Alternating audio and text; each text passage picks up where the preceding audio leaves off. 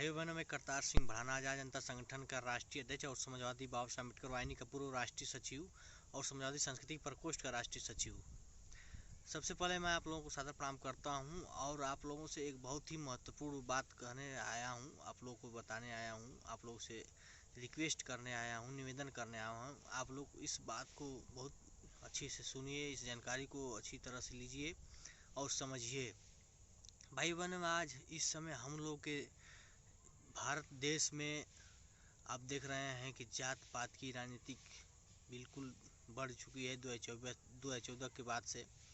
और जब से भाजपा सरकार आई है, जात पात में लड़ाई सब पे लड़वा रही है और विकास के नाम पर कभी वोट नहीं मांग रही है। विकास कभी जब से सरकार बनाई है तब से विकास की ही नहीं है भाजपा। और माननीय नरेंद्र मोदी जी मंचों से बड़े बड़े बातें कर रहे हैं, मगर क्षेत्र में ज़मीनी स्तर से देखा जाए तो कोई ऐसा काम नहीं हुआ है जो हम लोग के ग्रामीण अंचल में चाहिए। हम लोग के ग्रामीण एरिया में गरीब किसान, नौजवान, हर प्रकार के लोगों के लिए चाहिए। भाई बहनों, मैं आप लोगों को उदाहरण बता रहा हूँ। अब देख सकते हैं ज़मीनी स्तर से कोई काम नहीं हुआ है भाजपा सरकार में।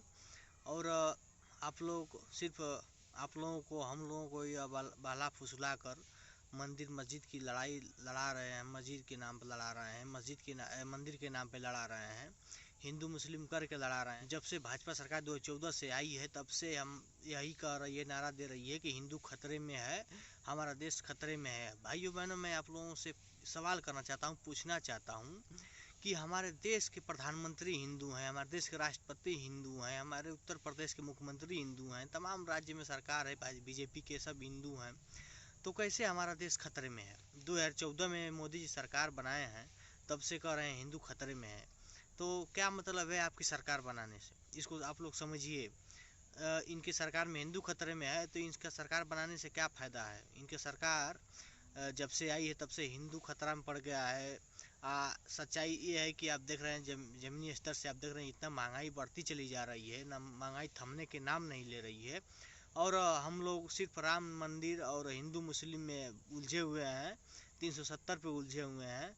और आप सोच सकते हैं कितना हम लोग के देश में किल्लतें हो रही है, हमारे देश में आम जनता कैसे जी रही है, गरीब कैसे जी रहा है। इसको आप लोग सोचिए, देखिए ज़मीनी स्तर से हमारे देश में नौजवान कितना परेशान है। शिक्षा लेकर, बड़े बड़े डिग्रियां लेकर हमारे देश के सभी भविष्य खतरे में है, क्योंकि जब हमारा देश के नौजवान को नौकरी नहीं मिलेगी, हमारा देश सुरक्षित कैसे रहेगा? जब तक हमारे देश के युवा पीढ़ी आगे नहीं बढ़ेगा, उन लोगों को नौकरियाँ नहीं मिलेगी, वो कोई नौकरी नहीं करेगा और हमारा देश कैसे आगे बढ़ेगा? जब तक हमारा देश में हमारे बच्चे, हम लोग शिक्षित नहीं रहेंगे। हमारे देश में इतना महंगाई चरम पे है, हमारे देश में शिक्षा इतना महंगा हो गया है, शिक्षा पे जीएसटी लग रही है। काफ़ी किताब देख रहे हैं इस समय, किताब सीधे जो है कि हर किताब एक से लेके LKG से लेके इंटर से लेके जितने किताब मिल रही हैं, किताबों के दाम में इस समय देख रहे हैं सीधे जो है कि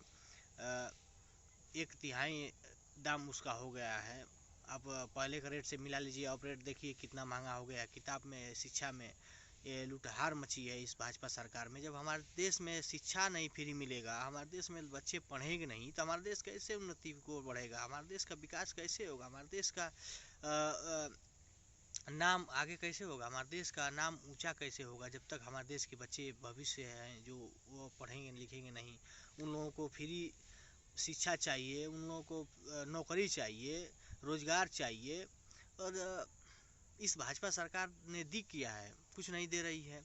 69,000 भर्ती अभी तक, शिक्षक भर्ती जो है अभी तक लटकाई हुई है।